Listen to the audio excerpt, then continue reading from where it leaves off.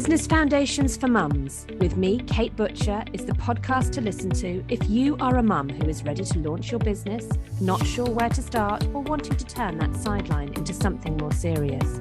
It will be full of practical tips, mindset advice, and inspirational and honest interviews with mums who are juggling business and motherhood, supporting mums in business to turn your dream into a reality.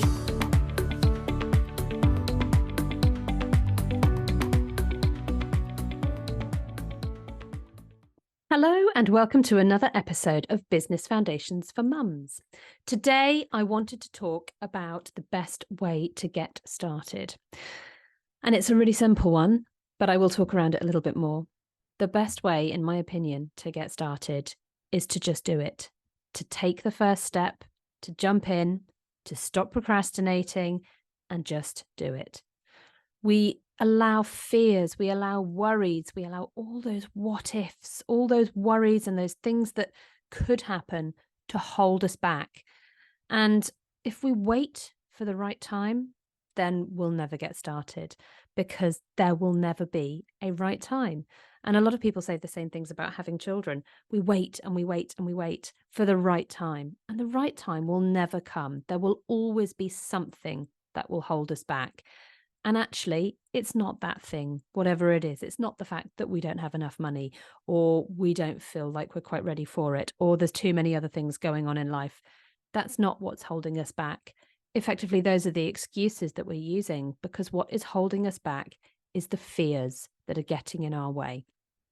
So what better time is there to start than right now? The fear is the killer of dreams. It really is. That fear that holds us back and stops us doing the things that we wanted is the killer of dreams.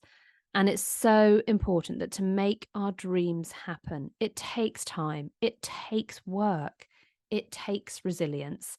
But in my experience, the biggest thing it takes is to push past those fears because they are the biggest obstacles that will get in our way.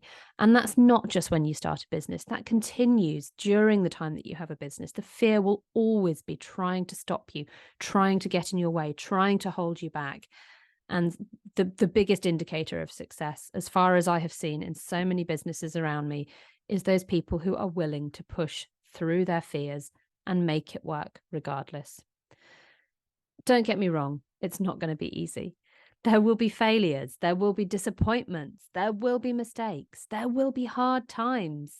There will, without doubt, be days when you get up and you think, I don't want to do this anymore. I'm going to give up. This is too much for me. It happens. It does happen all the time in business. But unless you get started, you will not have those bad days. And if you don't have the bad days, you're not going to have the good ones. So I'm sure you've all heard the saying, the phrase, and the song, life is a roller coaster. It really is. But there is no bigger roller coaster in life than having children and running a business. Those two things, stick them together and you've got one hell of a ride on your hands, without doubt.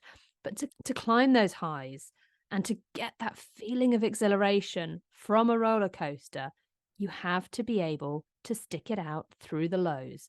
You have to be able to overcome your fears enough to step on that roller coaster in the first place. You have to have the right mentality to get on and to do it and to push past the fears and do it anyway. Feel the fear and do it anyway. That is another well-known saying. That's not to say, and I'm certainly not suggesting by any means, that you should just jump into business without any kind of a plan. Because if you've listened to any of my episodes before, I'm sure you will know that I am a big fan of planning, of preparing, of goal setting, of visioning what you want. So I'm not, when I say just do it, I don't mean just jump in and start a business and don't do any planning whatsoever. But what I am saying is that get on and start taking those first steps that you need to take to get your business started. That first step is probably going to be planning. It is probably going to be goal setting. It is probably going to be figuring out what it is that you really need to know to get started, or what it is that you really need in place so that you can actually start taking action and making your business work. However, do not fall into a trap. And I'm really guilty of this one. As I said, I'm a planner. Do not get stuck in the planning. There are so many things in life that we could sit and plan and plan and plan and plan and plan until the cows come home. But that planning can get in the way, and we have to just get started. Again, if you've ever listened to an episode before or looked at any of my social media, I'm pretty sure you will have come across me saying that one of my favorite quotes is Sheryl Sandberg. Done is better than perfect. If you wait for everything to be perfect, if you wait for everything to be aligned and in the right place and life to be running as you want it and everything financially stable before you take that leap into business, then it's never going to get done. You are never going to start it. Your business will not be perfect. You will have lots of imperfections on the way. But if you don't get started, it's never going to happen. So you need to take the action and you need to make a start. So if you would like some quick steps to get you started, the first thing that I suggest you look at is deciding on why you want this business. What do you want to achieve and why do you want to achieve it? Once you know your why, once you know your what, then you need to start making a plan. Look at a business plan. I've got some business planning templates, if anyone's interested in those, which talks you through the main elements of a business plan. A business plan is not just there if you need to get funding for your business, but if you do need funding, it is absolutely imperative.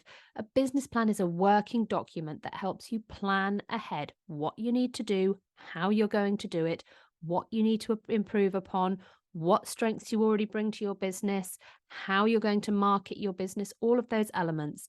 And it's a really, really useful document that you can continue to work on and adapt and amend as you go. But it gives you a starting point. It gives you a plan to work from. And once you have your plan, then you will have some action points to take out of that plan. Once you've got your action points, you turn them into goals. And I've got a whole goal setting process. I've got a goal setting workshop which you can do if you want to know how to break those goals down and make them into easy, step-by-step, achievable goals that you can work through. So start with small goals. Start with things that will literally get you started. And as you start to work your way through those goals and achieve those goals, then you can build on them. You can grow them. You can make them bigger and better and scarier. But push yourself out of your comfort zone. Work through those fears. As a mum, if time is your biggest excuse as to why you have not started your business yet, then the only thing you can do, and believe me, we all have to do it, is to make it happen. Make the time, create an opportunity, find a time when you can find somebody to look after the children so you can sit down and focus on coming up with your business plan, your business idea, working on getting your business started. If you have a partner at home, ask them to look after the children for some short periods of time. Use that time to really figure out how you're going to get this business up and running.